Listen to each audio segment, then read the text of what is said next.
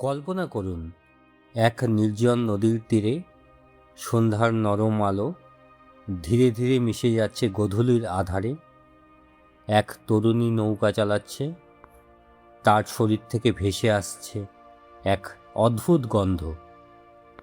আর ঠিক সেই মুহূর্তে এক মহান ঋষির চোখে পড়ল সেই মেয়েটি। এভাবেই শুরু হয় এক প্রেম, যা শুধু প্রেম নয়, এটি এক মহাকাব্যের জন্মকথা। নমস্কার, আপনাদের সকলকে অমৃত দিশারি ইউটিউব চ্যানেলে স্বাগত। সেই তরুণীর নাম সত্যবতী। তিনি জন্মসূত্রে রাজকন্যা না হলেও ভাগ্যের এক অদ্ভুত খেলায় বড় হয়েছিলেন একজন ধীবরের ঘরে। তাকে লালন পালন করেছিলেন মৎস্যজীবী প্রধান দাসরাজ। তাই সমাজের চোখে তিনি ছিলেন এক সাধারণ জেলের মেয়ে। কিন্তু তার জীবন যে একদিন ইতিহাসের মোড় ঘুরিয়ে দেবে, তা তখন কেউ কল্পনাও করতে পারেনি। প্রতিদিন ভোরের আলো ফুটতেই সত্যবতী নেমে পড়তেন নদীর বুকে। হাতে দাঁড়, চোখে এক অদ্ভুত স্থিরতা। নৌকা চালিয়ে মানুষকে এপার ওপার করাই ছিল তার জীবিকা।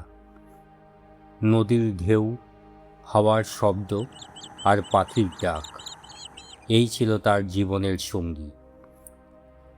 কিন্তু তার জীবনের সবচেয়ে বড় যন্ত্রণা ছিল তার শরীর থেকে বের হওয়া এক ধরনের তীব্র কটুগন্ধ।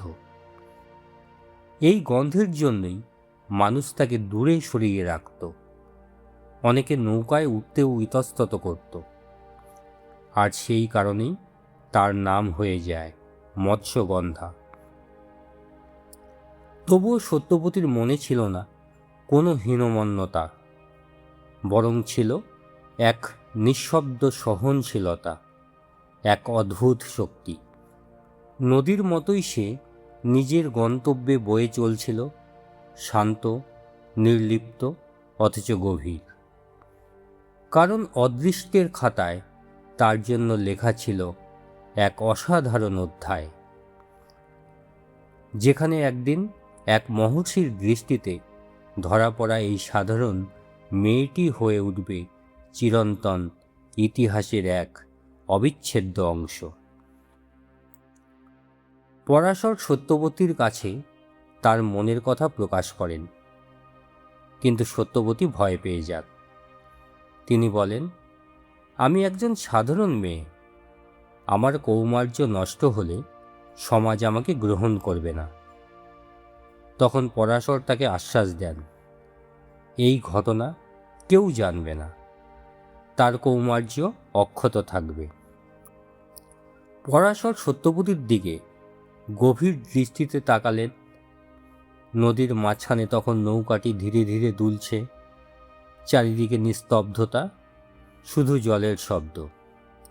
হঠাৎ সেই নীরবতা ভেঙে মহর্ষি পরাশর মৃদু স্বরে নিজের মনের কথা প্রকাশ করলেন। তার কণ্ঠে ছিল না কোনো কামনা বাসনার তাড়না, বরং ছিল এক গভীর উপলব্ধি। যেন তিনি উপলব্ধি করেছেন এই সাধারণ মেয়েটির মধ্যেই লুকিয়ে আছে এক মহৎ ভবিষ্যৎ। কিন্তু সত্যবতী স্তব্ধ হয়ে গেলেন। তার চোখে ভয়, কণ্ঠে কাঁপন। তিনি ধীরে ধীরে বললেন, মহর্ষি, আপনি যা বলছেন তা আমি কল্পনা করতেও পারি না। আমি একজন সাধারণ জেলের মেয়ে। আমার সম্মানই আমার একমাত্র সম্পদ। যদি আমার কৌমার্য নষ্ট হয়, সমাজ আমাকে কখনো গ্রহণ করবে না। আমি কোথায় যাব?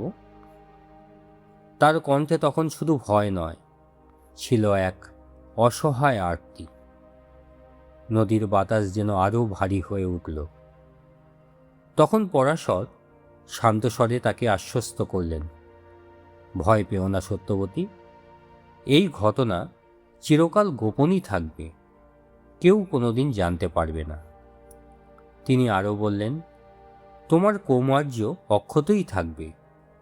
এই মিলনের পরেও তুমি ঠিক আগের মতোই পবিত্র থাকবে।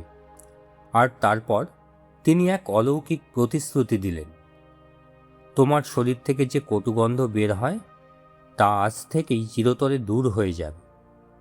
তার জায়গায় থাকবে এমন এক সুগন্ধ যা বহু যোজন দূর থেকেও মানুষ অনুভব করতে পারবে।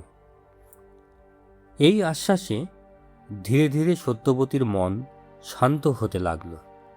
কিন্তু তবুও চারদিকে খোলা আকাশ, মানুষের চোখ, সমাজের ভয়, সব কিছু তাকে দ্বিধায় ফেলেছিল।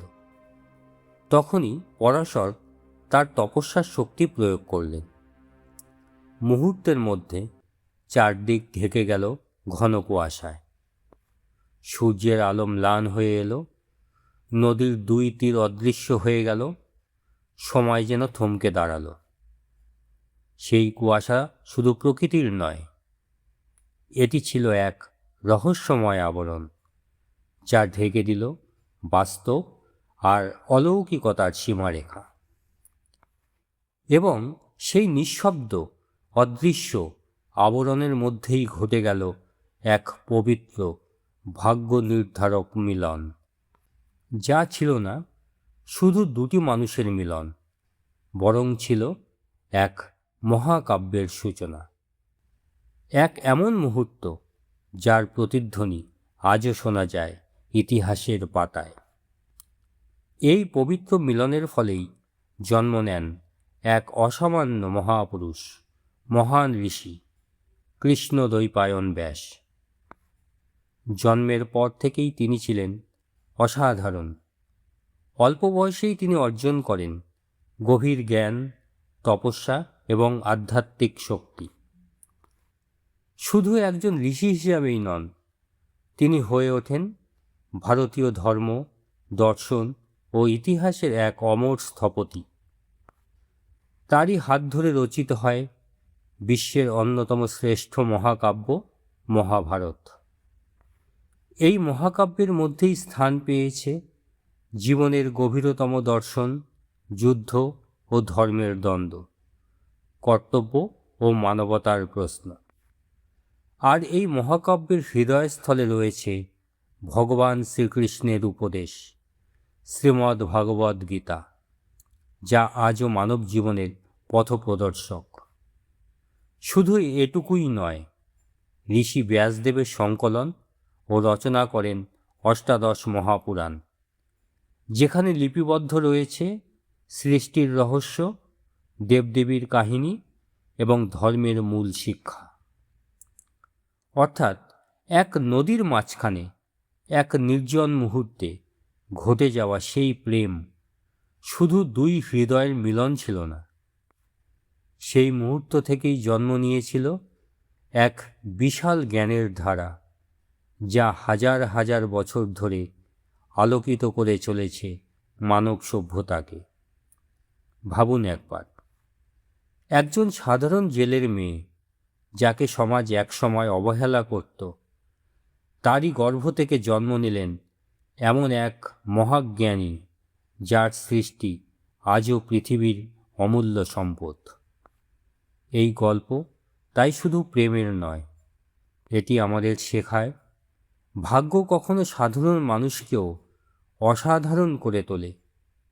ঈশ্বরের পরিকল্পনা অনেক সময় আমাদের উপলব্ধির বাইরে থাকে, আর জীবনের কোনো ঘটনাই কখনো ছোট নয়, কারণ আজকের এক ক্ষুদ্র মুহূর্তই হয়তো আগামী দিনের এক বিশাল ইতিহাসের সূচনা। আপনি কি বিশ্বাস করেন এই ঘটনাটি শুধু প্রেম, নাকি এটি ছিল এক মহাজাগতিক পরিকল্পনা? কমেন্টে জানিয়ে দিন আপনার মতামত। আর এমনই রহস্যময় পৌরাণিক কাহিনী শুনতে চ্যানেলটি সাবস্ক্রাইব করতে ভুলবেন না। নমস্কার।